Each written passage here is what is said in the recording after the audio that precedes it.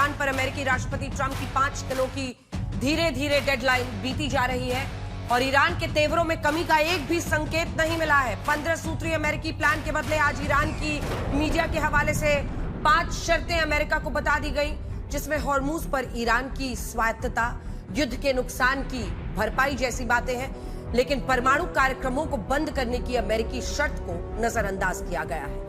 Iran पलटवार पर पलटवार भी कर रहा है। ईरान के इन तेवरों पर राष्ट्रपति ट्रंप की खींच भी दिख रही है।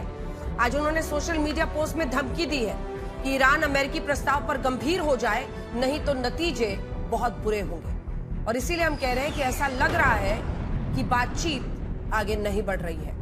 अब भीषण युद्ध के संकेत मिल रहे हैं, क्योंकि कल चर्चा यही थी कि क्या बातचीत का रास्ता खुल रहा है। आज ईरान को एक बड़ा झटका भी लगा। इजरायल के हमले में हॉर्मुज में ईरानी डिफेंस की अहम कड़ी माने जाने वाले IRGC नेवी कमांडर अलीरेजा तंगासीरी की मौत की खबर आई है।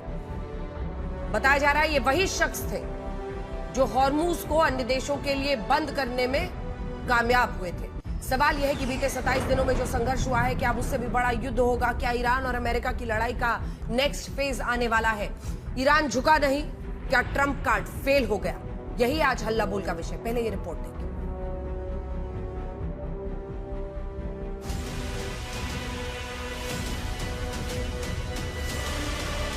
मध्य इजराइल के कफ्र कासिम शहर का हाल कुछ ऐसा हुआ। ईरान की बैलिस्टिक मिसाइल के प्रहार से चंद सेकंड्स में यह जगह खंडहर हो गई।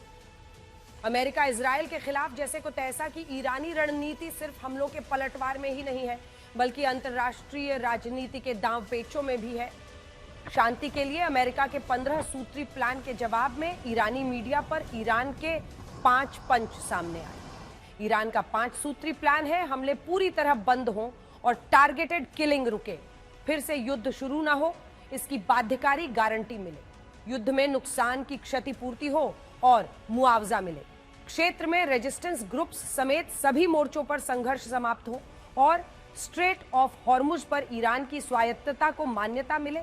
ईरान के विदेश मंत्री अब्बास अराघची ने अमेरिका से मिले संदेशों को बातचीत का दर्जा देने से भी इनकार किया। बातचीत शुरू होने से ईरान के इनकार पर राष्ट्रपति ट्रंप का दावा है कि ईरानी इसे स्वीकार करने से डर रहे। ट्रंप का दावा यह भी है कि अमेरिकी प्रहार के बाद अब वहां कोई सुप्रीम लीडर बनना नहीं चाहता। A head of a country that wanted that job less than being the head of Iran. I don't want it. We listen to some of the things they say. We hear them very clearly. They say, I don't want it. We'd like to make you the next supreme leader. No, thank you. I don't want it. I agree with them 100%. इस बीच Iran के खिलाफ America Israel को एक और बड़ी सफलता हाथ लगी है। IRGC नेवी के कमांडर अलीरेजा तंगसीरी को मार गिराया गया है। बंदर अब्बास पर हमले में अलीरेजा की मौत हुई है। अलीरेजा तंगसीरी वही नौसेना कमांडर हैं जिन्होंने 28 फरवरी को युद्ध शुरू होने से पहले स्ट्रेट ऑफ हॉर्मुज में ईरान का युद्धाभ्यास कराया था। हॉर्मुज में ईरानी डिफेंस की वो मजबूत कड़ी थी। व्हाइट हाउस की साफ चेतावनी है कि अगर ईरान ने हार नहीं मानी तो उन्हें और तबाही देखनी होगी। If they fail to understand that they have been defeated militarily and will continue to be, President Trump will ensure they are hit harder than they have ever been hit before. President Trump does not bluff, and he is prepared to unleash hell. Iran should not miscalculate again. Their last miscalculation cost them their senior leadership, their Navy, their Air Force, and their air defense system. Any violence beyond this point will be because the Iranian regime refused to understand they have already been defeated and refused to come to a deal. Iran को घुटनों पर लाने के इन अमेरिकी दावों के उलट Iran का दावा है कि पश्चिम एशिया के देशों में अमेरिकी सैन्य बेस उसने तबाह कर दिए हैं और अमेरिकी कमांडर बेस छोड़कर भाग गए हैं। ईरान ने खार्ग आइलैंड पर अमेरिका के कब्जे की आशंका या जमीनी कार्रवाई के अंदेशों पर भी तैयारी शुरू की है। CNN की रिपोर्ट के मुताबिक खार्ग द्वीप पर ईरान ने अतिरिक्त हवाई और जमीनी सेनाएं भेजी हैं। रिपोर्ट के मुताबिक अमेरिकी अधिकारी भी मानते हैं कि जमीनी ऑपरेशन कठिन होगा क्योंकि वहां ईरान की कई स्तरों की सुरक्षा है। द्वीप पर ईरान ने एंटी आर्मर माइंस भी बिछाई हैं। ईरान कहीं से भी अमेरिका इजराइल के आगे कमजोर पड़ता हुआ नहीं दिखना चाहता। इस बीच ईरानी विदेश मंत्री अब्बास अरागची का बयान है कि चीन, रूस, भारत, इराक और पाकिस्तान जैसे मित्र राष्ट्रों को हॉर्मुज से आवाजाही की इजाजत है। आज तक ब्यूरो।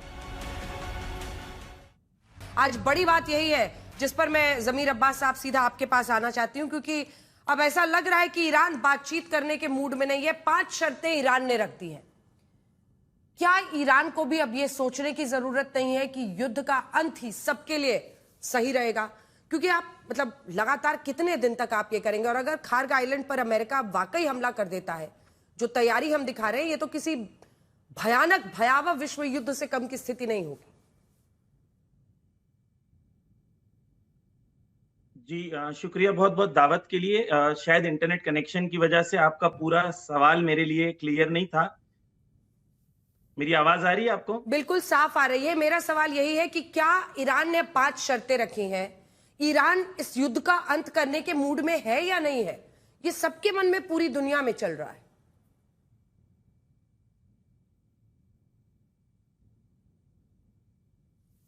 मेरी आवाज आपको आ रही है? बिल्कुल आ रही है। क्या आप मुझे सुन पा रहे हैं? जी, पूरा आपका सवाल नहीं सुना मैंने, लेकिन जो बात मैं समझ पाया मैं उसका जवाब दे दूं कि ईरान की तरफ से ये क्लियर मैसेज कल ईरान के फॉरेन मिनिस्टर ने कहा है, आगा अब्बास अरागची ने। पहले तो मैं अपने तमाम हिंदुस्तानी और भारतीय भाइयों और बहनों को कहूंगा, मुबारकबाद पेश करूंगा कि ईरान ने अलाउ किया है। ईरान ने कहा है कि जो स्ट्रेट ऑफ हॉर्मुज है वो हमारे दोस्त जितने देश हैं उनके लिए खुला हुआ है और उसमें हिंदुस्तान का भी नाम है। और ये हिंदुस्तान की जनता की, जो हिंदुस्तान की जनता ने अजीम प्रेम का इजहार किया ईरान की आवाम के लिए, और जो यहाँ पर मैसेजेस आए हैं यहाँ के मीडिया के अंदर, इंडिया में जो जिस किस्म से मोहब्बत का इजहार था और ईरान की मीडिया में जो उसका प्रेजेंटेशन हुआ है, उसका असर यहाँ के पॉलिटिशियंस और डिप्लोमेट्स के ऊपर काफी नजर आया है। और यहाँ की पब्लिक ने भी काफी तशक्कुर किया है हिंदुस्तान की आवाम का, हिंदुस्तान की जनता का। जहां तक जंग के बारे में ईरान का बिल्कुल क्लियर स्टैंड है कि कोई नेगोशिएशंस नहीं हो रही हैं। अमेरिका जो ये क्लेम कर रहा था कि वो सुपर पावर है और उसने पूरे ईरान को खत्म कर दिया है, तो वो नेगोशिएशन किससे कर रहा है?